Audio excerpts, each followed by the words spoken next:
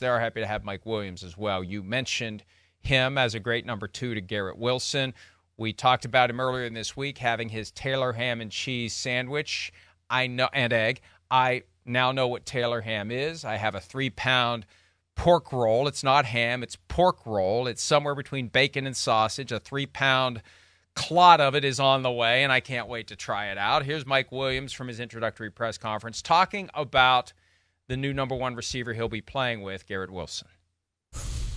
Playing alongside Garrett kind of remind me of Keenan a little bit, similar style play, great route runners, and I feel like we can complement each other in that area. The running game is pretty good. Defense is elite. So I just feel like we got a pretty good opportunity ahead of us.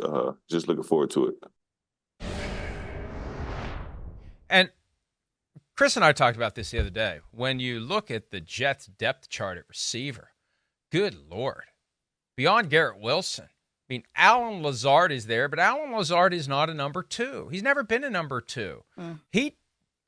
Kudos to him for getting the contract he got from the Jets, where he's got $10 million fully guaranteed this year. If his contract wasn't guaranteed, he'd be gone, or at a minimum, he'd be squeezed to take less than $10 million. He is not a $10 million player based on what we saw last year. Now, maybe with Aaron Rodgers around, he will elevate. But they'll all elevate with Aaron Rodgers around. Garrett Wilson will be better with Aaron Rodgers around. Everyone will be better if Aaron Rodgers is healthy for the full season. But having Mike Williams there across from Garrett Wilson, it's going to help Garrett Wilson.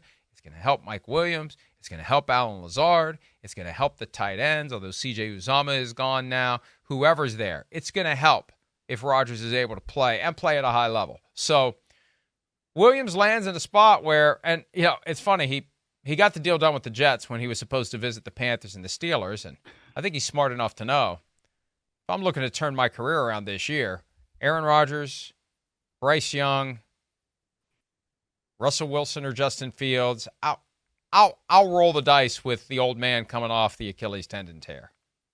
Yeah, I think I would do the same thing, Mike. I mean, of those 3 options, even with Nathaniel Hackett calling plays, that is the most attractive, because not only when you look at Russell Wilson with the Steelers, but also Arthur Smith, right? Arthur Smith does not necessarily have, let's call it, the greatest track record when it comes to finding targets for receivers. All right. So whether that was Kyle Pitts, whether it was Drake London, I mean, you felt like there was so much talent down there in Atlanta. And yeah, the quarterback was a problem too. But I mean, it's not like we've seen greatness there, when it comes to that kind of thing. So also with the Panthers, I mean, I don't know what to think of Bryce Young. I don't know how much their offensive line is going to be fixed. I don't know how much Canales is going to be able to make that offense go. So yeah, of those 3 options, playing with Aaron Rodgers, a healthy Aaron Rodgers, is certainly the best one. And also, if you're opposite Garrett Wilson, that means that in theory, there are going to be more one-on-one opportunities. It's the same thing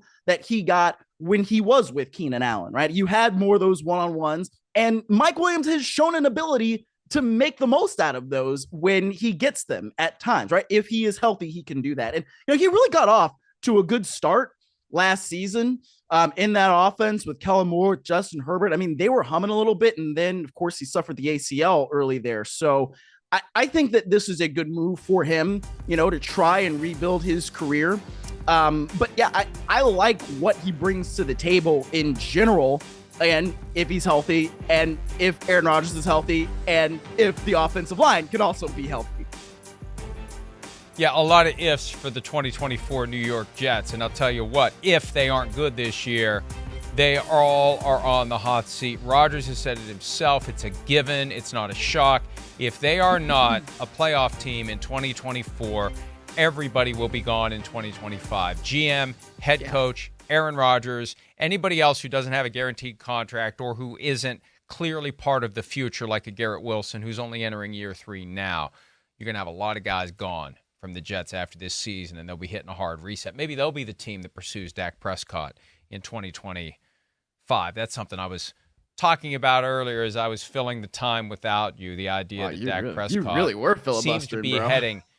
Well, I was talking about Tyron Smith and the Cowboys being all in, and the perception, at least from my perspective, that the Cowboys are content to let him be Kirk Cousins next year, to let him see what else is out there because they're confident there's going to be no one else that's going to pay him what he wants, and they're not going to pay him what he wants, and they're going to wait for him to come around and accept what they're willing to offer. And we'll see if there's another team that is willing to break the bank for him the way the Falcons broke the bank this year for Kirk Cousins. That's what I said in a nutshell, just to get you up to speed. Hi, it's Mike Florio. Thanks for watching PFT on YouTube. Hit subscribe for the latest news and analysis from Pro Football Talk.